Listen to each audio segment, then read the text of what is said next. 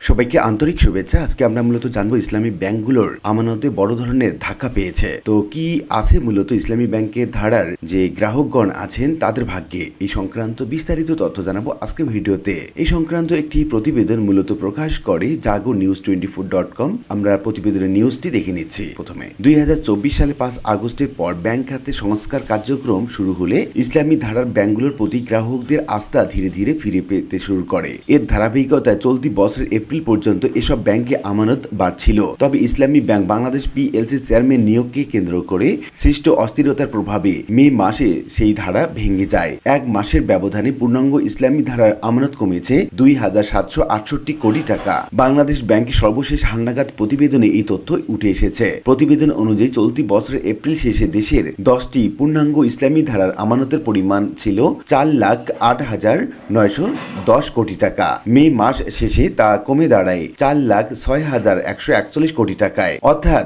এক মাসেই এসব ব্যাংক থেকে 2,768 কোটি টাকা আমানত কমেছে। তবে প্রচলিত ব্যাংকগুলোর ইসলামী শাখা এবং ইসলামিক উইন্ডোগুলোতে আমানত বৃদ্ধির কারণে ইসলামী ব্যাংকিং ব্যবস্থার সার্বিক আমানত কমার হার তুলনামূলকভাবে কম ছিল।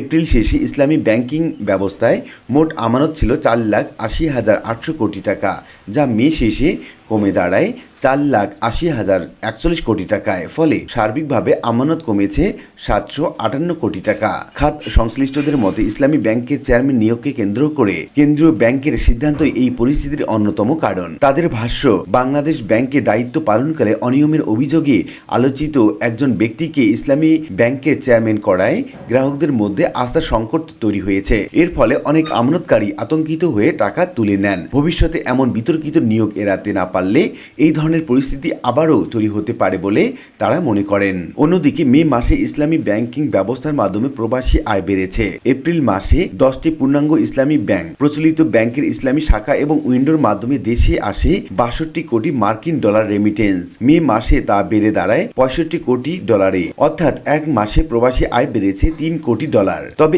একই সময়ে বৈদেশিক বাণিজ্যের দুটি গুরুত্বপূর্ণ সূচকে নিম্নমুখী প্রবণতা দেখা গেছে। এপ্রিল মাসে ইসলামী ব্যাংকিং ব্যবস্থার মাধ্যমে 123 কোটি ডলারের আমদানি বিল পরিশোধ করা হলেও মে মাসে তা কমে 89 কোটি ডলারে নেমে আসে। ফলে এক মাসে আমদানি বিল পরিশোধ কমেছে 34 কোটি ডলার। একইভাবে রপ্তানি আয়ও কমেছে। এপ্রিল মাসে ইসলামী ব্যাংকিং ব্যবস্থার মাধ্যমে 71 কোটি ডলারের রপ্তানি আয় এলেও তা মে মাসে কমে দাঁড়ায় 57 কোটি ডলার। অর্থাৎ এক মাসে ব্যবধানে রপ্তানি আয় কমেছে 14 কোটি ডলার। উল্লিখিত বিভিন্ন আলোচনা থেকে আমরা এটুকু বলতে পারি যে ইসলামী ব্যাংকিং ধারার যে ব্যাংকগুলো বা উইন্ডোগুলো আছে তাদের প্রতি গ্রাহকদের আস্থা ধীরে ধীরে কমে যাচ্ছে। এটি মূলত সম্ভব হয়েছে ইসলামী ব্যাংকের অর্থাৎ ইসলামী ব্যাংক পিএলসির চেয়ারম্যানকে নিয়োগকে কেন্দ্র করে যে আন্দোলন হলো সেইটিকে কেন্দ্র করে।